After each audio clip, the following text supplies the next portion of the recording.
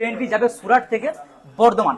এই ট্রেনটা কিন্তু কবে চালু হচ্ছে, কি কি প্রাইস থাকছে, কি কি ফ্যাসিলিটিস থাকছে, সমস্ত কিন্তু আজকের এই ভিডিওতে দেওয়ার কিন্তু আমি চেষ্টা করবো।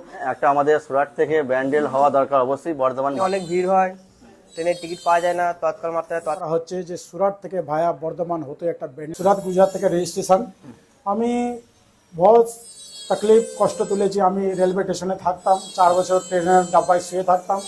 স্টেশনের আশেপাশে সারে হোটেলে আমি কাজ করতাম। আমার তখন কত পরিচয় ছিল না বাঙালি সমাজে।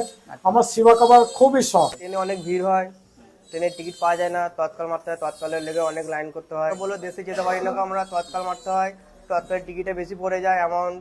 আর ট্রেনে গেলেও অনেক ভিড় ভাড়টা হয়, 2 মাস আগে থেকে টিকিট কাটার পরেও ট্রেন অনেক ভিড় থাকে। ট্রেনটা ছাড়লে চালু হলে আমাদের খুব সুবিধা হয়। আলিমামা যে আছে প্রচুর চেষ্টা করছে ট্রেনের জন্য। একটা আমাদের সুরাট থেকে ব্যান্ডেল হওয়া দরকার অবশ্যই বর্ধমান ভায়া। 20 বছর ধরে আমরা চেষ্টা করছি। হ্যাঁ, এবার হওয়ার মুখোমুখি হয়ে এসছে। আমরা খুব খুশি ওর জন্যে। ট্রেনটা অবশ্যই চালু হওয়া দরকার। সুরাট থেকে ট্রেনটা যেটা ছাড়ছে এটা খুবই ভালো হবে, কারণ সুরাটে অনেক বাঙালিরা থাকে। তো একদম আহমেদাবাদ থেকে আছে, বোম্বে থেকে হাওড়া আছে। তো সুরাট থেকে একটা প্রতিদিন হ্যাঁ এবার সুরাট থেকে ছাড়লে সুরাটের অনেক বাঙালি লোক আছে, তো অনেক একটা কাজ করে দিচ্ছেন আমাদের, আপনার চ্যানেলকে খুব খুব ধন্যবাদ। Thank you. আর আপনাদেরকে অবশ্যই বলবো যে আপনার কি মতামত অবশ্যই কিন্তু কমেন্টে জানাতে ভুলবেন না, এবং আপনি সুরাটে কোন জায়গায় থাকেন সেটা কিন্তু কমেন্টে জানাতে ভুলবেন না। দেখা হচ্ছে নতুন একটা ভিডিও, নতুন একটা ব্লগ নিয়ে। ততক্ষণ ভালো থাকবেন।